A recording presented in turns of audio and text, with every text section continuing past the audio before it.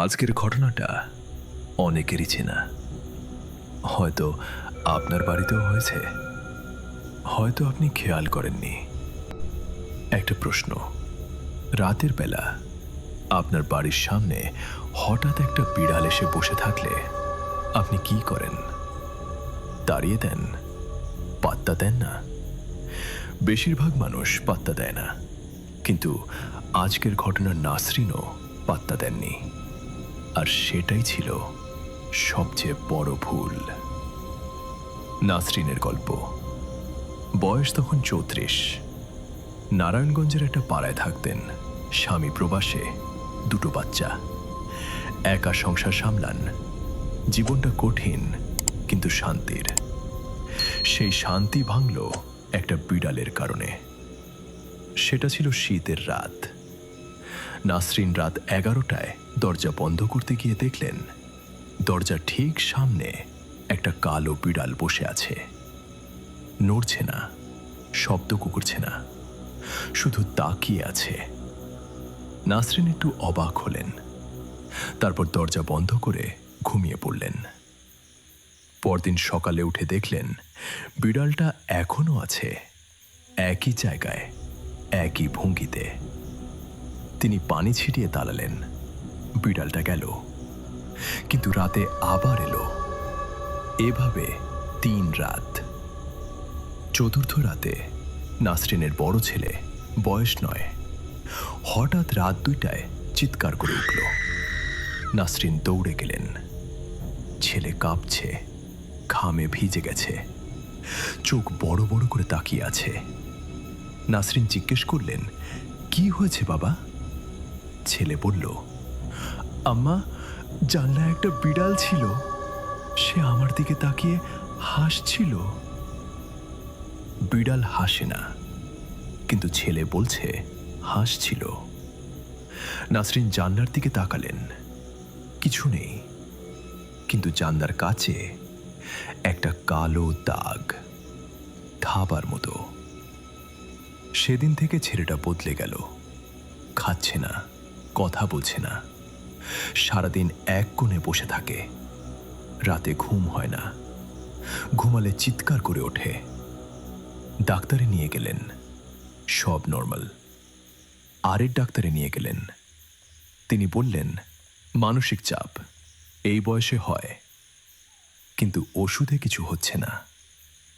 তখন পাড়ার এক বয়স্ক মহিলা নাসরিনের মাকে ডেকে বললেন, বৌমা, ডাক্তারে এটা ধরা পড়বে না, এটা অন্য সমস্যা। একজন আলেম ডাকা হলো। তিনি এলেন, বাড়িতে ঢুকে একটু থামলেন, বললেন, এই বাড়িতে কিছু একটা আছে। কতদিন ধরে বিড়াল আসছে? নাসরিন অবাক। তিনি বিড়ালের কথা বলেননি, কিন্তু আলেম কিভাবে জানলেন?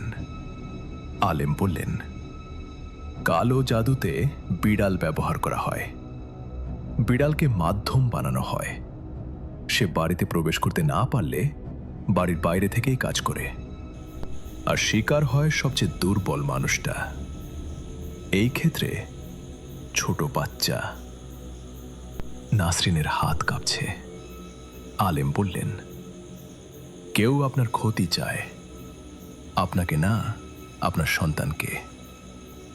মায়ের বুক খালি করতে চায়। আলেম জিজ্ঞেস করলেন, আপনার কোনো শত্রু আছে? নাসরিন মাথা নাড়লেন, না। আলেম বললেন, ভাবুন, কেউ আছে যে আপনার স্বামীর প্রবাস যাওয়া পছন্দ করেনি, আপনার সংসার দেখে জ্বলে? নাসরিন চুপ করে রইলেন। একটা মুখ মনে এলো, পাশের বাড়ির জাহানারা। স্বামীর সাথে ঝামেলা আছে তার। নাসরিনের স্বামী বিদেশে ভালো আছে, এটা সে সহ্য করতে পারে না। কয়েকবার কথায় কথায় খোঁচা দিয়েছে, কিন্তু সে কি এত দূর যাবে? আলেম বাড়ির চারপাশ দেখলেন। পেছনের উঠানে তুলসী গাছের গোড়ায় মাটি একটু আলাদা, খোঁড়া হলো। বেরিয়ে এলো একটা ছোট মাটির পাত্র, ভেতরে কালো কিছু, পোড়া বিড়ালের লোম। আর একটা কাগজে নাসরিনের ছেলের নাম। নাসরিন সেই কাগজটা দেখলেন। নিজের ছেলের নাম কেউ লিখে রেখেছিল, পরিকল্পনা করে। চোখ দিয়ে পানি পড়ছে, কিন্তু কোনো শব্দ নেই, কারণ কিছু কষ্ট এতটাই গভীর হয় যে কান্নারও শব্দ হয় না। আলেম সেই পাত্র নষ্ট করলেন, বিশেষ আমল করলেন, বাড়িতে সুরক্ষার ব্যবস্থা করলেন। সেই রাত থেকে ছেলে শান্ত হল। 1 সপ্তাহের মধ্যে আবার খাওয়া শুরু করল, আবার কথা বলল, আবার হাসল। নাসরিন সেই হাসি দেখে অনেকদিন পর নিজেও হাসলেন। জাহানারার কথা? নাসরিন কিছু করেননি, শুধু দূরত্ব রাখলেন। কারণ যে মানুষ একটা নিরীহ বাচ্চার ক্ষতি চাইতে পারে, তার সাথে কথা বলারও কোনো মানে নেই। প্রিয় শ্রোতারা, আজকের ঘটনাটা থেকে একটাই শিক্ষা। রাতের বেলা বাড়ির সামনে অচেনা বিড়াল বারবার আসলে অবহেলা করবেন না। আর সবচেয়ে বড় কথা, আপনার সন্তানের আচরণ হঠাৎ বদলে গেলে শুধু ডাক্তারের উপর নির্ভর করবেন না, কারণ কিছু সমস্যা ডাক্তারের বাইরে। প্রতিদিন সকালে উঠে আয়াতুল কুরসি পড়ুন, বাড়িতে সূরা বাকারা তেলাওয়াত করুন। এটাই আপনার সবচেয়ে বড় সুরক্ষা। আর একটা কথা, আপনার পরিচিত কারো সাথে এরকম কিছু হয়েছে? কমেন্টে জানান, আমি প্রতিটা কমেন্ট পড়ি। ভিডিওটি ভালো লাগলে একটা লাইক দিন, পেজটি ফলো করে রাখুন, কারণ পরের ঘটনাটা এর চেয়েও কাছের, এর চেয়েও বাস্তব, এর চেয়েও ভয়ঙ্কর। আল্লাহ হাফেজ।